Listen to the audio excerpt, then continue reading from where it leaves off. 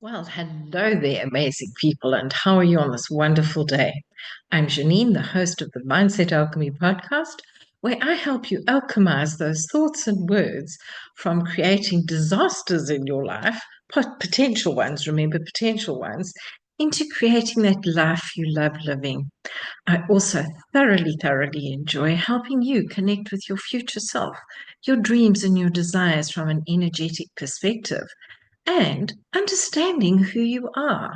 Because when you can alchemize what isn't yours with what can be yours, guess what?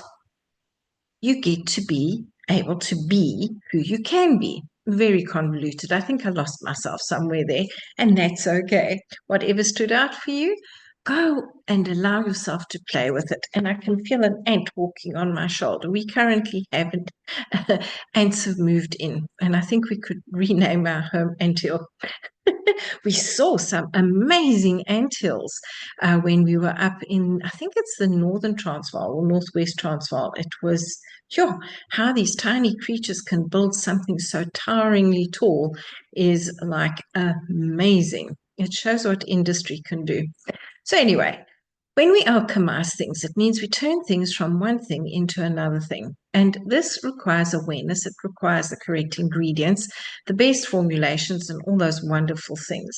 I've been reading a lot lately, and a book that I was reading was talking about how Newtonian laws don't always apply in quantum. And I was fascinated with what came forward.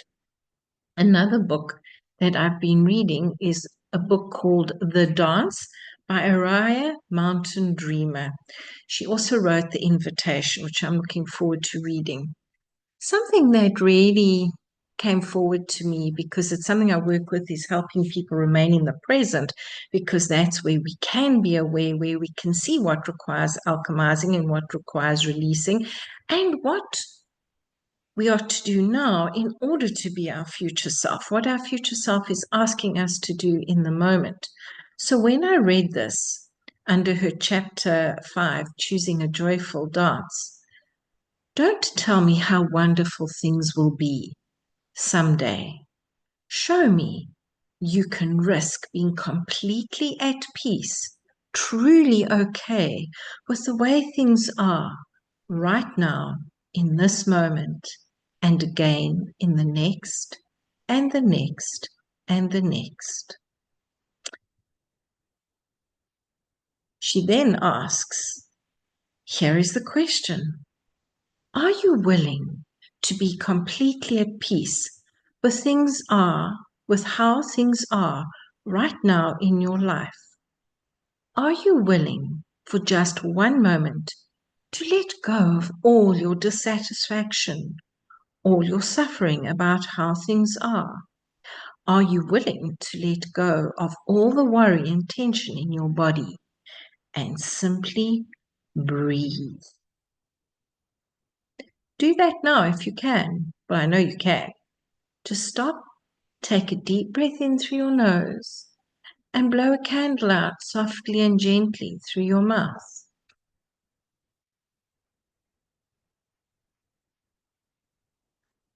How does your body feel after doing that?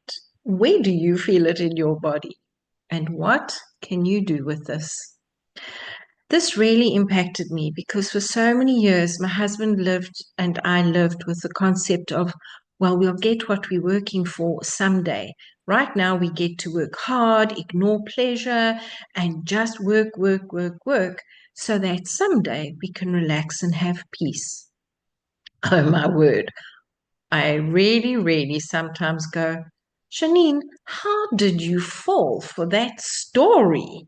One that you knew inside of you was really out of alignment, and one that just really caused chaos in your home, your life, and talk about dissatisfaction. And yet, when I came to say, okay, what else can be different? What's right about this I may be missing? That things began to shift and change. My husband and I both realized that, wow, you can live your dream in the moment and co-create with it to create a bigger one, a different one, a smaller one.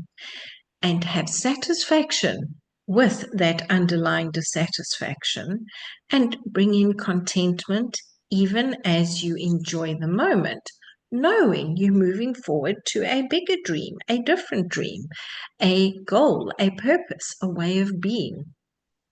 How many times have you put off something because you have to work? You've put off something because, after all, the dishes are waiting. How many times have you put your children off, your partner off, your spouse off, because you have to do that work now?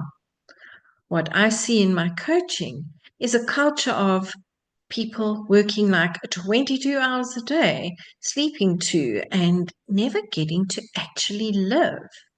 And it's in that living that we bring the experiencing, that we bring forward the being, and we add to a higher vibrational collective consciousness.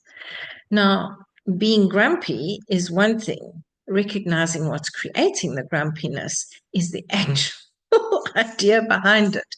Because I know I spent most of my children's childhood being very grumpy because it was out of alignment with who I am, where I was meant to be going, and what I knew I could be experiencing.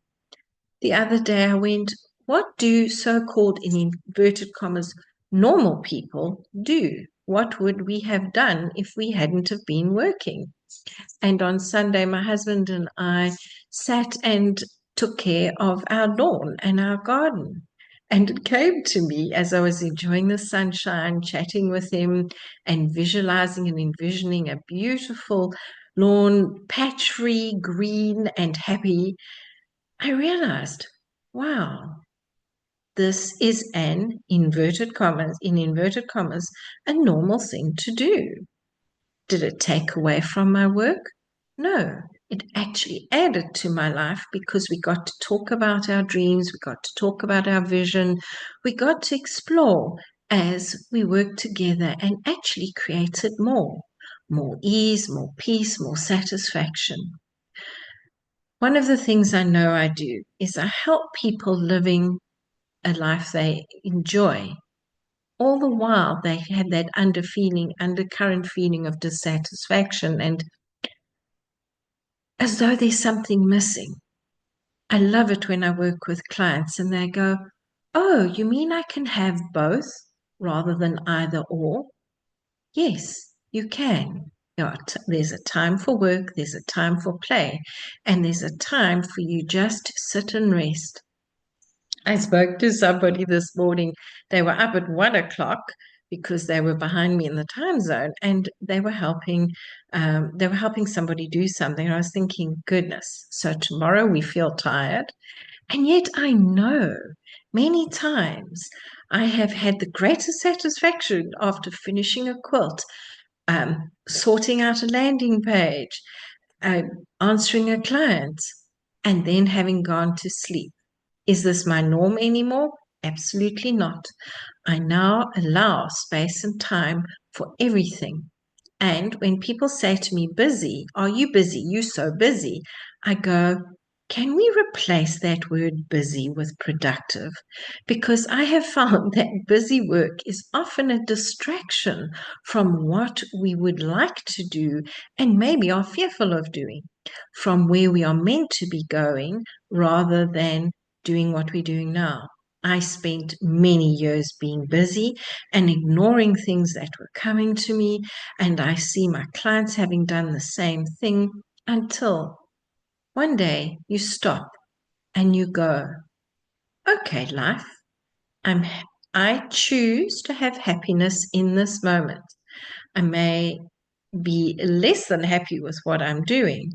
Internally, I choose to be happy. A, that I have the work, or B, that I can sprinkle stuff on my lawn and help it to grow. And it's in this knowing this that we actually allow things to work for us. I would love to hear what comes forward for you. Please let me know. Come and find me on social media and on YouTube. You can leave a comment. As far as I know, on the other platforms, you can also leave a comment.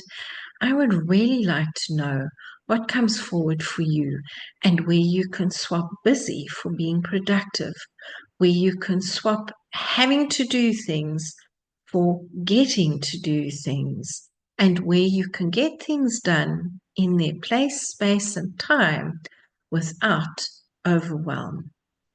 Let me know. Thank you for joining me today.